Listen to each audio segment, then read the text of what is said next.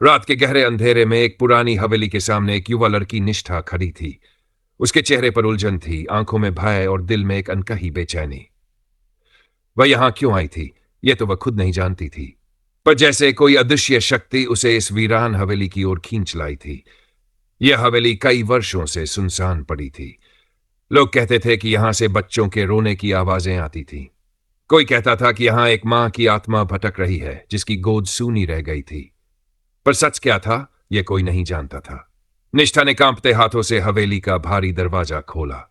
अंदर घना अंधेरा था। धूल से ढकी फर्श पर उसके कदमों की आहट गूंज उठी। दीवारों पर पुराने समय की तस्वीरें टंगी थी, जिनमें से कुछ पर किसी ने गहरे नाखूनों से खरोंचें डाल रखी थीं। अचानक उसे लगा कि कोई उसके पीछे खड़ा है। उसने तेजी से मुड़कर देखा, पर वहां कोई नहीं था। उसकी सांसें तेज हो गई। वह आगे बढ़ी तो एक कमरे का दरवाजा अपने आप खुल गया। अंदर एक जूला हिल रहा था, जैसे किसी ने अभी अभी उसे छोड़ा हो। निष्ठा का कलेजा मुंह को आ गया। कौन है यहां? उसने घबराई हुई आवाज में पूछा। तभी एक धीमी सिसकी सुनाई दी। मां, मुझे मेरी मां चाहिए।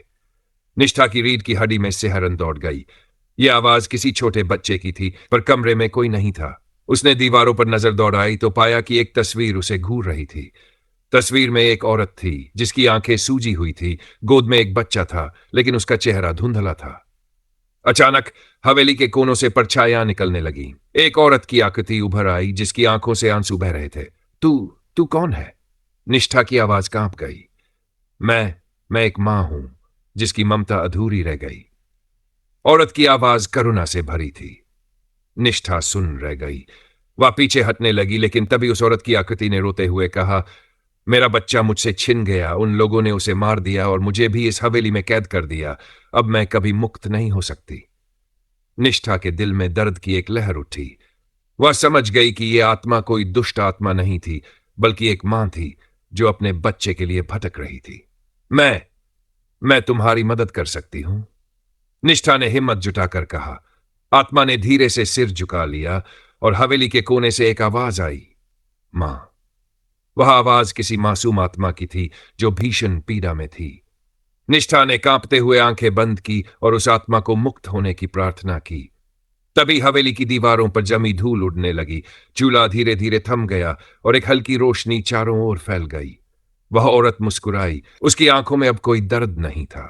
धीरे धीरे उसकी आकृति धुंधली होने लगी और उसके साथ वह बच्चे की आवाज भी खो गई। निष्ठा ने जब आंखें खोली तो वह कमरे में अकेली थी। हवेली अब भी वही थी, लेकिन अब वहां कोई भय नहीं था, बस एक गहरी उदासी थी। वह बाहर निकली और जब उसने पीछे मुड़कर देखा तो हवेली की खिड़कियों से उसे वह मां मुस्कुराती हुई दिखाई दी। उसकी आंखों में अब शांति थी। निष्ठा की आंखों से आंसू बह निकले। उसने धीरे से कहा, अब तुम्हारी ममता अधूरी नहीं रही। और हवेली के ऊपर आसमान में चांद की रोशनी फैल गई, जैसे कोई मां अपने बच्चे को अंतिम बार। हवेली के दरवाजे से बाहर निकलते ही उसे महसूस हुआ जैसे उसके अंदर कुछ बदल गया हो। वह तेजी से अपनी गाड़ी की तरफ बढ़ी, पर एक अजीब एहसास उसे बार बार पीछे मुड़कर देखने को मजबूर कर रहा था। हवेली अब शांत थी, लेकिन निष्ठा को ऐसा लग रहा था जैसे कोई अब भी उसे पुकार रहा हो। जैसे ही उसने कार का दरवाजा खोला, एक ठंडी हवा का झोंका आया और उसके कानों में धीमी आवाज गूंज उठी, रुक जा, मेरी कहानी अभी पूरी नहीं हुई। निष्ठा के हाथ जम गए। उसने इधर उधर देखा, लेकिन सड़क सुनसान थी। सिर्फ दूर कहीं कुत्तों के भौंकने की आवाज आ रही थी। नहीं, यह मेरा वहम है। उसने खुद को समझाने की कोशिश की और कार में बैठ गई। रास्ते भर उसे महसूस होता रहा कि कोई उसके साथ है। कभी उसे लगा कि पीछे वाली सीट पर कोई बैठा है, कभी उसे लगा कि गाड़ी के शीशे में किसी की परछाई दिखी। मगर जब भी उसने ध्यान से देखा, कुछ नहीं था। वह जैसे तैसे घर पहुंची और दरवाजा खोलते ही सीधा अपने कमरे में चली गई। मगर घड़ी की टिक टिक उसे बेचैन कर रही थी। हर बीतता पल उसे उस हवेली की याद दिला रहा था। रात के 2 बज चुके थे। नींद आंखों से कोसों दूर थी।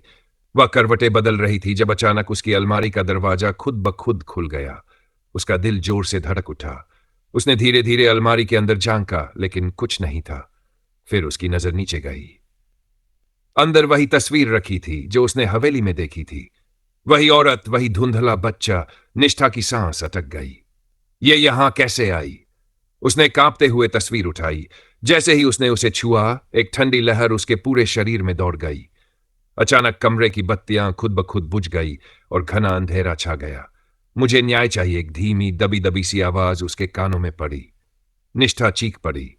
वह दीवार से चिपक गई और उसकी आंखों के सामने वही औरत खड़ी थी। मगर अब उसकी आंखों में ममता नहीं थी, बल्कि गहरा दर्द और गुस्सा था। मेरा बच्चा वापस ला, मुझे उनका बदला लेना है। निष्ठा के होंठ सूख गए। उसके अंदर इतनी हिम्मत नहीं थी कि कुछ कह सके। जो मेरे साथ हुआ वो किसी और के साथ न हो, मेरा बदला पूरा कर। आत्मा की आवाज अब गहरी और भयानक हो गई थी। निष्ठा का दिमाग सुन्न हो चुका था। अब वह समझ गई थी कि यह आत्मा मुक्त नहीं हुई थी, बल्कि उसने अब निष्ठा को अपना माध्यम बना लिया था। अचानक आत्मा ने अपनी हथेली बढ़ाई और तस्वीर निष्ठा के हाथ से छूटकर फर्श पर गिर गई। तस्वीर के पीछे एक नाम लिखा था, विपुल माथुर। निष्ठा ने धीरे से नाम पढ़ा और उसकी आंखों में भय फैल गया। यह नाम मैंने सुना है। वह बुदबुदाई। वह तुरंत अपने फोन पर सर्च करने लगी और जो जानकारी सामने आई उसने उसके रोंगटे खड़े कर दिए। विपुल माथुर, जाने माने उद्योगपति, जिन पर एक महिला और उसके बच्चे की हत्या का आरोप लगा था, लेकिन सबूतों के अभाव में उन्हें बरी कर दिया गया था। क्या यह वही महिला थी? क्या यही वह बच्चा था? अब निष्ठा को समझ आ गया था कि यह आत्मा क्यों उसे पुकार रही थी। वह न्याय चाहती थी, अपनी मौत का बदला लेना चाहती थी। पर सवाल यह था कि अब निष्ठा क्या करेगी? निष्ठा का शरीर पसीने से भीग चुका था। वह तस्वीर को घूर रही थी जिसमें नाम साफ लिखा था, विपुल माथुर। उसका दिमाग तेजी से दौड़ रहा था। अगर यह आत्मा सच में बदला चाहती है तो मुझे कुछ करना होगा, लेकिन कैसे? अचानक उसकी खिड़की के बाहर हलचल हुई। निष्ठा ने डरते हुए पर्दा हटाया। बाहर कोई नहीं था, लेकिन एक कागज का टुकड़ा खिड़की पर चिपका हुआ था। कांपते हाथों से उसने उसे निकाला और पढ़ने लगी, मेरे कातिल को सजा दिला सकोगी? निष्ठा का कलेजा कांप उठा। मैं क्या कर सकती हूं? उसने धीरे से कहा। तभी कमरे में पड़े शीशे पर किसी ने नाखूनों से एक नाम लिख दिया, मां तेरा इंतजार कर रही है। अब निष्ठा समझ गई थी, उसे कुछ करना ही होगा। रहस्य की गहराई। अगले दिन निष्ठा ने विपुल माथुर के बारे में गहराई से खोजबीन की। उसे पता चला कि वह अब भी शहर में था और एक बड़ी कंपनी चला रहा था। उसके खिलाफ कुछ साल पहले एक केस चला था जिसमें आरोप था कि उसने अपनी पत्नी और बेटे को मारकर उनकी हत्या को हादसा दिखाया था, लेकिन सबूतों के अभाव में वह छूट गया था। अगर आत्मा सच कह रही है तो यह आदमी एक हत्यारा है। निष्ठा के मन में गुस्सा भर गया, पर उसे इस केस को फिर से खोलने का कोई तरीका नहीं दिख रहा था। तभी उसे याद आया, अगर सच को छुपाया गया था तो जरूर कहीं न कहीं कोई गवाह होगा। उसने केस से जुड़े पुराने दस्तावेज खोजने शुरू किए। अखबारों की पुरानी कटिंग्स देखी और उसे एक नाम मिला, रवि शुक्ला, नौकर। अगर कोई सच्चाई जानता होगा तो वह यही आदमी होगा। अंधेरे का पीछा। निष्ठा ने पता लगाया कि रवि अब शहर से दूर एक छोटे से गांव में रहता था। वह बिना वक्त गवाए वहां पहुंची। गांव के एक खंडहर जैसे घर में रवि रहता था। वह एक बूढ़ा, डरा सहमा आदमी था। जैसे ही निष्ठा ने उसे विपुल माथुर का नाम लिया, उसकी आंखों में डर फैल गया। मुझे कुछ नहीं पता, मुझे छोड़ दो, उसने कांपते हुए कहा। आप जानते हैं कि सच क्या है? निष्ठा ने जोर देकर कहा। रवि की आंखों में आंसू आ गए। उसने इधर उधर देखा और फिर धीरे से कहा, मैंने सब कुछ अपनी आंखों से देखा था। भयावह सच्चाई रवि ने जो बताया, उसने निष्ठा की रूह कंपा दी।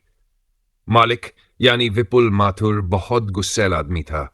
उसकी पत्नी हमेशा उसके गुस्से से डरती थी, पर जिस रात यह हादसा हुआ वह हादसा नहीं था, वह हत्या थी। मालिक ने अपनी पत्नी पर बहुत जुल्म किए थे और उस रात जब वह अपने बेटे को लेकर घर छोड़कर जाने वाली थी, तब रवि की आंखें डर से फैल गई। तब मालिक ने पहले उस मासूम बच्चे को गला घोंट-कर मार दिया और फिर अपनी पत्नी को भी जला दिया। निष्ठा का दिल तेजी से धड़कने लगा। क्या आपके पास कोई सबूत है? उसने पूछा। रवि ने कांपते हाथों से एक पुराना मोबाइल निकाला। उस रात जब मैं छुपकर सब देख रहा था तो मैंने ये वीडियो रिकॉर्ड किया था, पर मैं डर गया। मैं कोर्ट में पेश नहीं हुआ, मैं कायर था। निष्ठा ने मोबाइल लिया और वीडियो देखा। वह वीडियो दिल दहला देने वाला था। अब कोई शक नहीं था, विपुल माथुर ने सच में अपनी पत्नी और बेटे की हत्या की थी। बदला शुरू। निष्ठा ने बिना देर किए वह वीडियो पुलिस को दे दिया। केस दोबारा खोला गया। मीडिया में यह खबर आग की तरह फैल गई। कुछ ही दिनों में पुलिस ने विपुल माथुर को गिरफ्तार कर लिया। जब उसे कोर्ट में पेश किया गया तो वहां निष्ठा भी थी, और जब जज ने उसे आजीवन कारावास की सजा सुनाई तो निष्ठा को महसूस हुआ जैसे उसके कंधों से कोई भारी बोझ उतर गया हो। मुक्ति उस रात जब निष्ठा अपने कमरे में थी तो उसने एक हल्की सी आवाज सुनी, धन्यवाद। उसने सिर उठाकर देखा।